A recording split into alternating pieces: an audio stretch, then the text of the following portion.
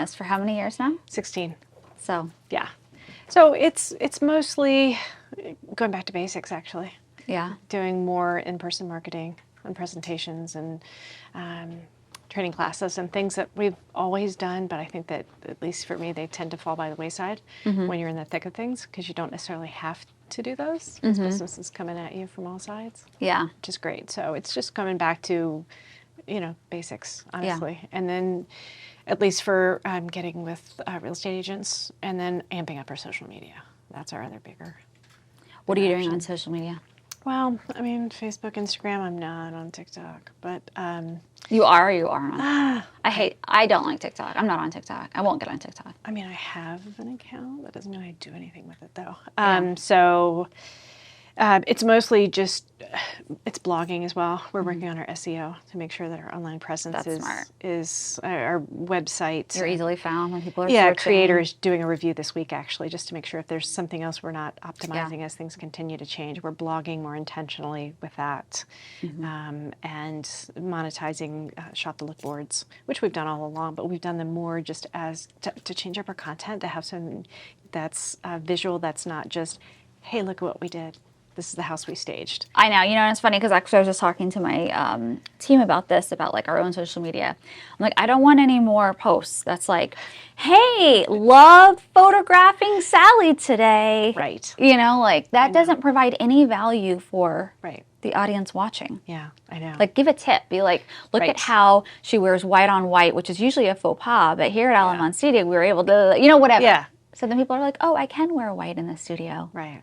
Well, in looking at our SEO and, what in the past has really resonated with our audience, if you will, like I'm world domination here, but it is. You might as well. No, but you can see it had the greatest traction, even if it wasn't just on Facebook, or maybe people saved it more on Pinterest, and it was things that were paint colors for the year. Like we did our own branded paint color list. There's everybody's Sherwin-Williams, Benjamin Moore, Pantone, but said these are our home staging favorites. Yeah. And that was a huge hit. And who knew that was going to be, such a big thing. So that, and think about centerpieces.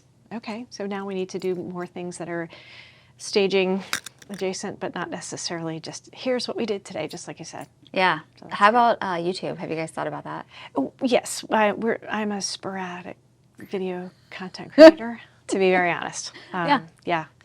We started a Spotlight series, and the Spotlight was just anything from something a message that we wanted to get across to, to our clients and our friends, or it was very topic driven, or it was SEO driven, and things ebb and flow. So we've we need to pick that up again, essentially. Yeah, and because here's the thing with like YouTube, it can be as simple as you're already doing these things. You're already going to consults with clients. You're already creating the, what do you call them, like mood boards, brand boards? The Shop the Look boards. What are they called? Shop the Look. Shop the Look boards. Yeah, Shop the Look boards, exactly.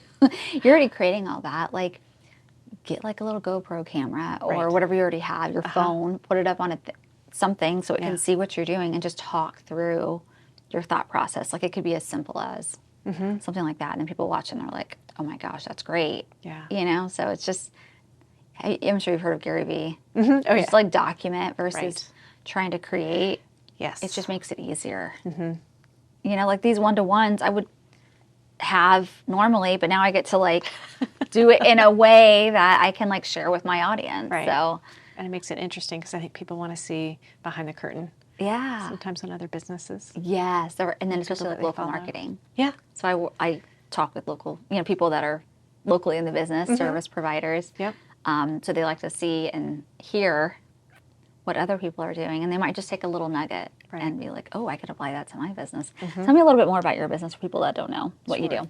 Well, we offer home staging, interior redesign. We've branched out into short-term rentals. We also do color consultations. We offer our staging consultations virtually. We kept that as a service that we had to adjust to during COVID. Yeah. But essentially, we primarily serve the real estate market. That's our, I won't say bread and butter, but that's always been our focus. We've just expanded to have other services that, as the market needs and as it adjusts, we found those Airbnbs and short-term rentals to be a fun, a fun, interesting foray into that. And my background prior to getting into this was Marriott, was hospitality for 15 years.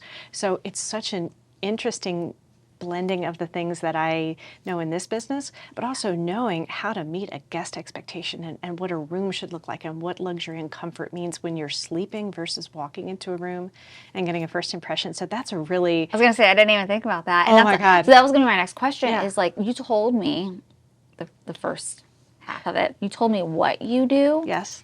But then like, why are these, not why you do it, but why are these things important? Why do real estate agents or sometimes homeowners, why do they come to you in the first place? Which it sounds like you kind of touched on there on that last piece. Yes. Well, it's become the standard in many ways for real estate agents to incorporate staging because the presentation portion of it, as it has evolved over the years with the visuals and with online marketing and online presence and photos, they become the digital footprint, they become the digital first impression. And so therefore, it's number one, it's another, what we do is provide a tool in an agent's toolbox, but it's also their fiduciary responsibility to give their client every possible benefit to get the most amount of money in the sale of the house.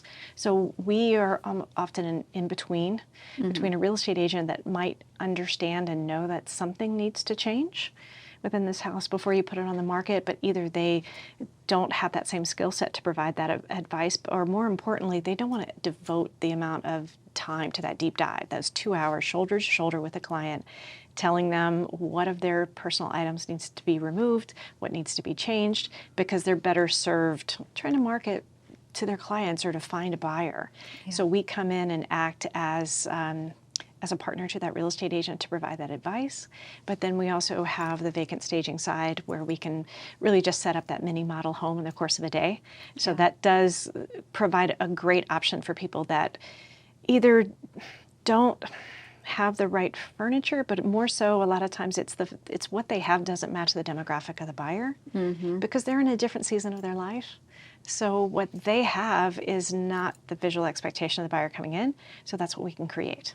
We have a blank slate and create something that someone in that subset of individuals, whether the 30s, 40s, 50s, move-up buyer, or a downsizer, can resonate with. So you are so kind in the way you describe it. Like you're so like PC and like, because I went into some ugly but beautiful houses. No, don't get me wrong here. Yeah. Beautiful houses, ugly furniture. Oh yeah. Ugly staging, and I'm like.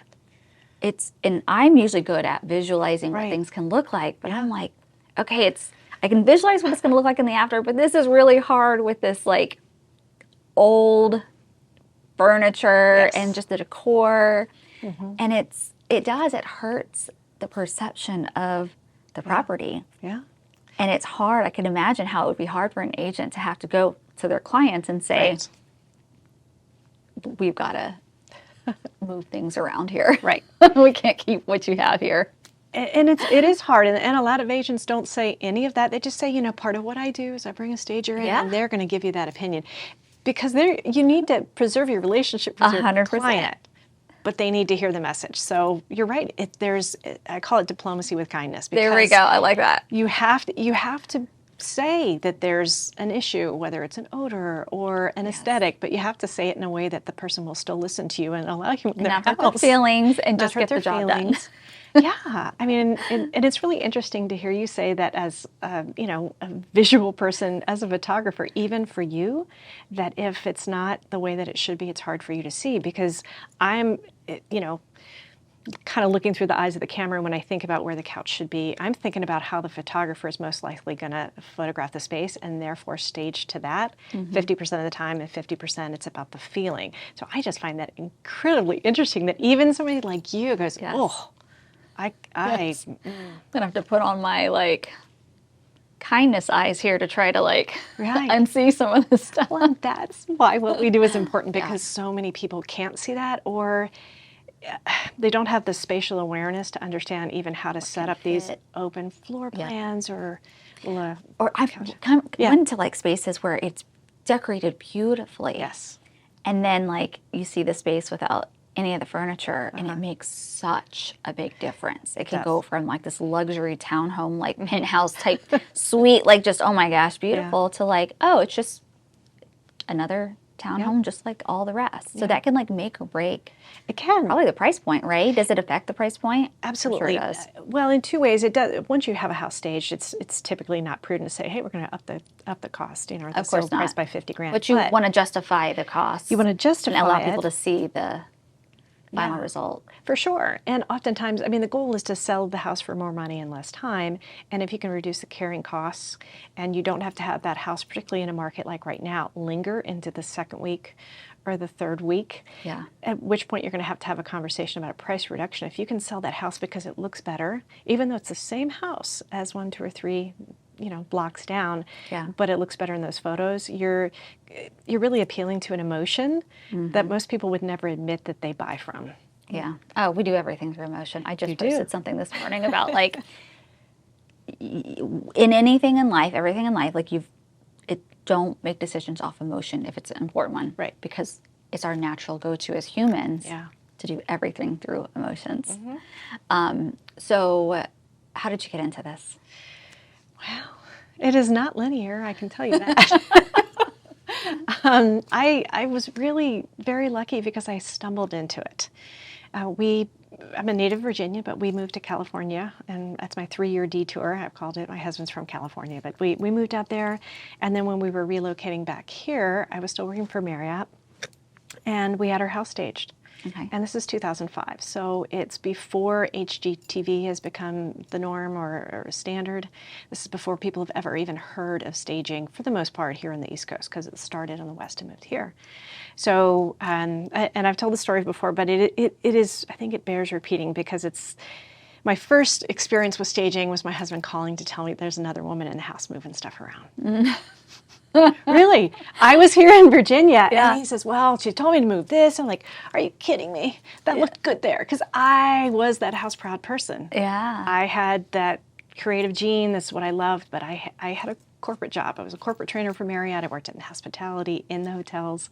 So I wanted to do something creative, but I had children. I was in my late 30s, and it wasn't... You got to be creative to have children, I'll say that. That's true. They will test every bit of it, for sure. Yes, they will.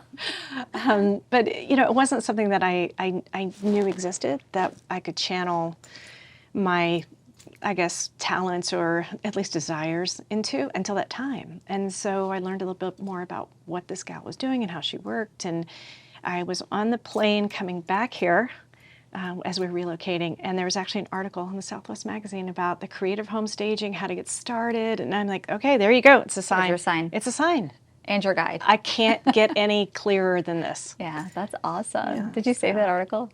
No, I didn't. One magazine I would have kept from the airplane. I know, right? I know. I probably did for a while, but I keep purging because I don't want to be that person right. Good. that has a house full of stuff. But yeah.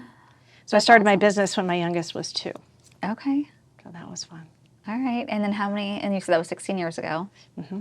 Oh my gosh. Yeah. So your youngest is now 18? Yeah, I just dropped him off at college. Oh, how do you feel about that? I mean, I'm adjusting fine. Okay. The house is quieter for sure. And it's part of me, after I got him through graduating high school, then I felt a little bit of almost relief, and felt like there were things that I felt like I could give myself permission to do. Like what? So, for example, if your girlfriend says, hey, let's go out Tuesday, and then your husband goes date night Wednesday, and then something else pops up on Thursday, I may not have been out 3 nights in a week. Even if the 18-year-old would only have a 20-minute dinner with me, it's all you got. And you know that they're not going to be there for a long time. So we wouldn't take a trip, or I just wouldn't be out because all I have is that 20-minute dinner, right? That you spent an hour prepping for. Yeah, I know. But now I'm like, it doesn't matter. I'm like, I'm going to live my best life.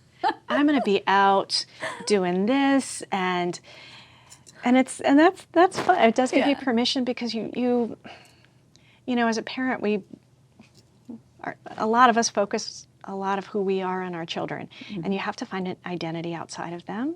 Even though we never lose ourselves, there's parts of ourselves, I think, that we don't get to explore, or even more so, I think the biggest things we don't give ourselves permission to do.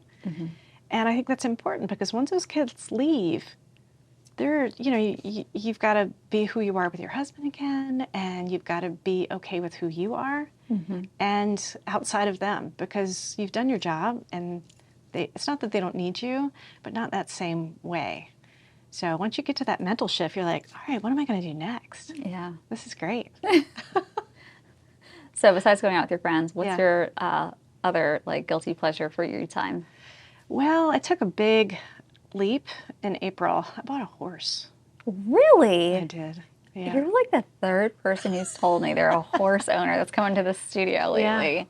Yeah. And have you had experience with horses? I did. I grew up riding. I'm going full circle. Okay. Here.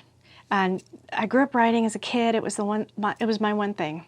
That's all I wanted to do. And I rode in high school. I was on the equestrian team in college. Aww. And then, just you get into work and life. And I got back into it when, oh gosh, my oldest, will be turning 24, when he was in kindergarten. So I leased a horse and took lessons again, but then I started the business. And then, there's very little time. And when you're building a business, and what's left, your family gets. So I didn't give myself permission. But about 2 years ago, I started taking lessons again. I'm actually 2.5. And because I'm at a certain age that if I don't do it now, what am I waiting for? My body's not going to get any more healthy. I'm not going to, you can't delay these things forever. So why not? Love it. I love it. It was What's your horse? Crazy. Tell me about the horse. His name is Finn. He is he's like 15.3 hands. He is a chrome, got a little chrome on him, which basically means a little white sock and a blaze. Chestnut, off the track thoroughbred. Okay. But he's beautiful. I just like to look at him and tell him how pretty he is. I do, all the time. Like, do you know like how your job you are? is just to listen to me tell you how amazing. So basically, what's your youngest son's name? Oh, Riley. You forgot that one. Yeah, and I'm like, well, which one? Younger, older? I know. We're all about the horse. Come on, it's about the horse. So Riley's been replaced with Finn. Yeah. For at least time-wise. It was an adjustment. Yeah, he came in April, and it was, this was intentional. I'm sure Riley doesn't mind, though, because he doesn't. gets to go and, like, also tell Finn how handsome he is. Yes, he doesn't know what to do with him. He's like, Mom, he's touching me. I know. It's fine. Just let him do his thing. Let him do it. That's amazing. Congratulations on, Thank you. really, not continuously putting yourself last and finally, giving yourself permission to step in and rediscover who you are. Well, it's as much about a mental space. Yeah. You have to be very present when you're around a multi-ton animal. Yeah. You can't zone out. You can't take a call. Yeah. And being in the barn puts me back to where I was mentally when I was about 15. Oh, love it. And I mean, that's priceless, honestly. I love that. I don't look like I did when I was 15 when I You was riding. probably it, do, though.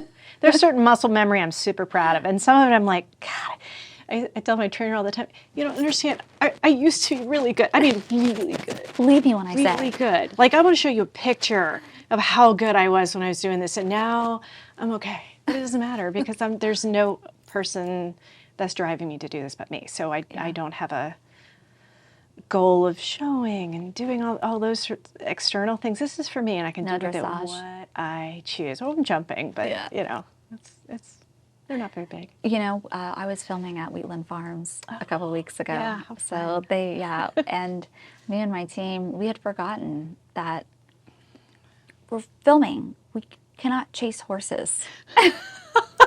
I've done it before a few years ago when I was filming them for another one where I'm trying to run to get a shot. Oh no. And you cannot run with especially when they've got kids on their back but it was fine, everything was fine. But yes, it was a good, like you were saying about being super present, it was a good reminder of and then also when I did drone, I warned them, I was like, I think the drone's going to freak the horses out. Yeah. And they're like, probably. I'm like, well, I'm concerned the fact that you're riding the horses while I'm doing the drone. And she's like, yeah, let's just keep it up high, which nothing happened. Again, thank God. But that's scary, and I thought about that. It was an adventure, but a fun one. Because horses are these big, beautiful, creatures that you just want to, when you look in their eyes, they have the prettiest eyes, and you just want to like understand their soul. I do. And the funniest thing is, we pour our hearts and absolutely our wallets into these animals.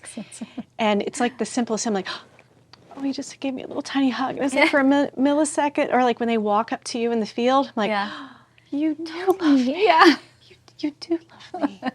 Thank you for that. That's all I needed. That's all I needed. Right, here's another $10,000 for exactly. board. I know. My husband's like, your horse got a massage? I went, yeah, important. Yeah, he did. Thank you. It's equine body work. It's a thing. And he's like, all right. When do I get a massage? I know, basically, but it's all good. That's awesome. Okay, so besides Finn, yes, where do you see your business in the next 5 to 10 years? Well, so it's interesting. For many years, I felt like every year, about this time, probably a month before, towards the end of the year, like, what's the next big thing? What's our big push? What's going to be? What's our next thing? Yeah. And whether it's an innovation, a better way to do something, but more so, I felt like I needed to do something big to continue to be Reinvent yourself. A little bit, right? A little bit. Yeah, I get that. I get that every few years.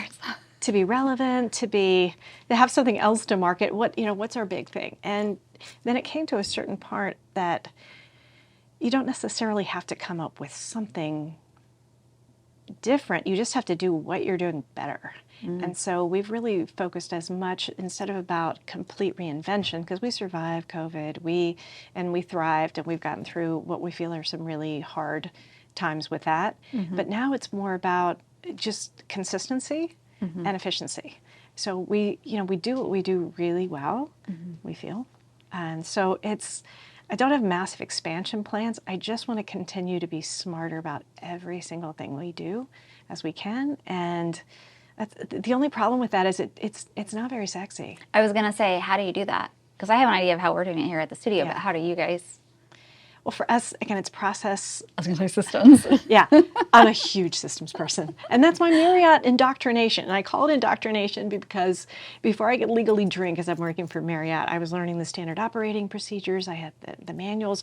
That's how they taught you to do things. And that's how that company scaled with such great success. Yes. So we have done that above and beyond. So now we're continuing to do that, but even more so about when we've got these internal systems, how can we make them smarter for us, and how can we take that into a client care system and to make our client interactions even more intentional, and how do we make them feel more loved instead of, hey, thanks for your business. So I think it's even harder to take a system but have it be client focused and still personal. Too. Yeah. Yes, especially with so much AI. I know, and which I don't love. I mean, it's creepy. Now there you got people like talking, but it's not them, but it's like their image. It's like, at least where it's at right now, it's an AI person. Right, yes. Why are you using it? Yeah. Like, there's no fooling. Right, I know. At least right now. It's probably going to change, but. Yeah. Yeah, I don't like it. I don't either. I what I dislike about it, of course, is the written word. How will you ever know? Yes. I do like AI. Yes. I just don't like efficiency. For efficiency, correct. But I don't like AI for like trying to pretend like it's a human. Right. It's kind of scary what you can ask it, and it's not horrible when it comes to its responses. That's the scary thing, because I'm a big book person. I love literature. I love the written word. Book. Yeah. Absolutely. Yeah. No Kindles for me. Yes, no. I am old school. I bring heavy books when I travel. Me too. Yeah. So I want that. So I don't know where that's going to go, but I don't know. Got to embrace what we can. Yes. And then just learn from the mistakes and try to keep doing better. So I don't know if I even answered your question. Yeah, just a process of systems, trying to keep everything a little more personal, or not more personal, but just continue being personal in your systems, and not necessarily reinventing the wheel, just doing what you're already doing better. Because I think most creatives don't have those systems. I think that the creative brain isn't always the one that's business-based, or even more so. Systems and creativity do not typically go hand in hand. So I'm lucky that I've got people to implement them. I was going to say, are you more of the creative? Yes. Okay, because I'm more of systems. Okay. And it's hard when I'm speaking to a team of creatives. Oh, yes. And it's like, no, there's a reason why we have to follow. They hate it when I'm like, did you look at the checklist? Yes. I can say I need to have a system for this, and I know it needs to have this and this and this, and then I need to have someone else fill in the 7 to 10 steps that I left out when I was telling them. I want to know what the end result looks like, and I want it documented. Yeah. And I'll proof it. But I'm the one who says we just need to have a system for this. You're right. I kind of do that a little bit too. Yeah. Lil over here is the one who'll like just film me doing the things. Right. And then write out all the steps and put in the questions to make sure that the person watching it knows what I'm doing. Well, actually, and we've started using video tutorials instead of just a straight up, manual. Step by step, yeah. Oh, it's great because our CRM is this cool function. And what do you use? Zoho One. Zoho One. Okay, I haven't heard of that. I mean, I've heard of Zoho, I guess. But it's for gigantic corporations. Okay. It's immensely intimidating. Yeah, I was going to say, I think there's lots of different things it does, right? It does. Everything. It does so much more than we need, but that's okay. Yeah. You can grow with it. Absolutely. I know. I mean, there's an app for everything within it, but that means it's when we come to the time when we want to change something, I don't have to go to an outside system. It's all in-house. And that's hugely valuable. All right. So besides Zoho One, what's another resource, whether it's a software or a book or a course that you've taken that you're like, this has helped my business in some way, shape, or form immensely? Oh, I think for me, it was just being part of trade associations. I started that relatively early on with the training class that I took before I started my business. There was a local chapter, and I became heavily involved and was president and all that. I think with any of those organizations, realistically, it's the people that you meet and the bonds that you form that sustain you over time. And after you get to a certain point in your business, at least for me, it feels like you are giving more than you are getting. As in some, I don't want to say that they're not valuable because they are, but I think that once you reach a certain point in your business, unless there are other seasoned people that are right there along with you, there's nobody else to answer your questions. So finding other people that I can rely on has been just fantastic. I've got lifelong friends that I can call and say, all right, this is what I'm dealing with. How do you handle this? And am I approaching this? How would you do this? And am I being too much of a stickler on this? Am I being too lenient? Systems and processes, contracts. So you're looking more for a community at the point of those trade associations more than like customers and clients. Oh, for sure. And it could, because there were more staging associations, and I've gone through several of them, and they all have been wonderful. And you get tidbits. I feel like when you go to anything where you take time away from your business, and whether it's a conference, you tune out and you devote that time just to learning, you're going to get some takeaways. You're going to find some gems. Yeah. But I think from a long-term sustainability, it's the people that you admire, that you get to know, who then can help you, become somebody that you can lean on. And we've had little masterminds and just outside of these organizations, which is great. I find it a community, because when you're a single business owner, you don't have that one other person that you can say, what do you think? I can ask my husband, he works in my business, but he doesn't know anything about staging. Yeah. So it's great to have that person that's not in your area even to say, am I praising myself properly? What do you think? Can I do this? I love that. I love that perspective too. Yeah. Oh my gosh. You're so much fun to talk to. Talk with. Are you? Thank you so much for being on the podcast today. I appreciate your time. It was so good to learn a little bit more, and now I know who to reach out to if I want to go and snuggle with the horse. Oh, anytime. It's such therapy. Just wear big shoes. There we go. Thank you so much. You're welcome.